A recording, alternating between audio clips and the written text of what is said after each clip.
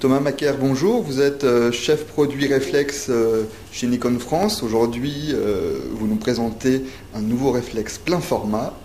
Quel est-il ? Je présente le D700, qui est un nouveau positionnement pour Nikon dans sa gamme. Il se situe entre le D300 et le D3. Il reprend effectivement, comme tu le dis, un capteur au format FX, donc le capteur du D3, 12 millions de pixels. Et au-delà de la définition, il reprend aussi toute la qualité d'image, qui va permettre de pouvoir monter en sensibilité. Il commence à 200 ISO sur sa sensibilité intrinsèque.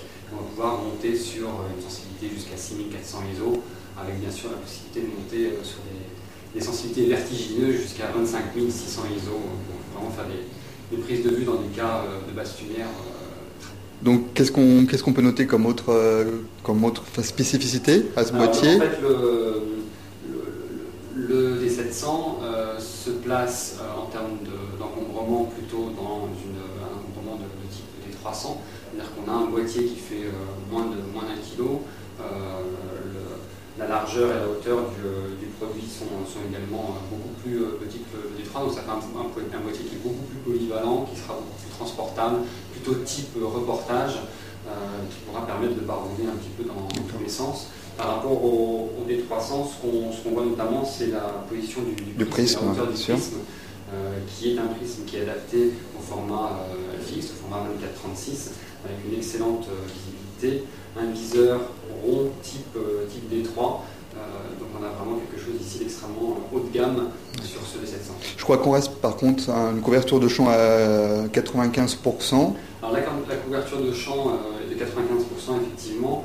Il faut savoir que le D700 est pourvu d'un système anti-poussière et la structure du système anti-poussière prend un petit peu d'épaisseur et en fait il y a une partie de l'image qui est cachée à la prise de vue dans la visée et c'est notamment pour cette raison-là que le viseur est de 95%. D'accord. On reste sur le même système anti-poussière que sur le D300 en fait. Hein. C'est exactement le même. Le système anti-poussière et c'est tout à fait ça. Oui, c'est un piezoélectrique qui par vibration permet d'évacuer les poussières. D'accord. Féroces. D'accord. Au niveau de l'écran, on reste également sur le même modèle que sur le D300. Alors l'écran est le même modèle, donc 3 pouces et 920 000 points. On voit ici la structure des menus qui est similaire au D300 et au D3, donc ça veut dire que le D700 pourra tout à fait être un second boîtier de D3. Il y a vraiment une ergonomie qui est parfaitement similaire. Chose importante aussi au niveau de cet écran-là, à l'arrière on peut avoir la visibilité des paramètres de prise de vue. Ça c'était déjà présent sur les boîtiers D300 et D3. Par contre on a ici en bas un certain nombre de fonctions qui sont les fonctions principales. Et le fait de les avoir ici à l'écran et d'avoir la possibilité par une simple touche supplémentaire sur la touche info, de venir choisir telle ou telle fonction, permet en fait d'avoir un accès rapide de ces fonctions.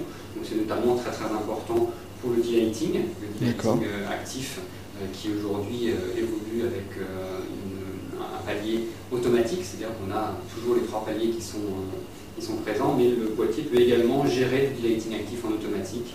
Puis vous avez ici les différentes fonctionnalités qui sont présentes, notamment la possibilité d'aller choisir ces optimisations d'image, de créer ses propres filtres, ses propres films de l'image et de créer son image avant même de passer sur l'ordinateur pour faire la post-production. D'accord.